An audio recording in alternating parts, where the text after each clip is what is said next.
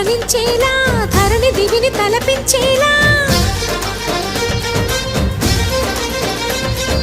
రసతరంగిణి లీలా ఎదిని నృత్యరతులు చేయగలిగే వేళ భరత వేదముగా నిరత నాట్యముగా కదిలిన పదమిది ఈశా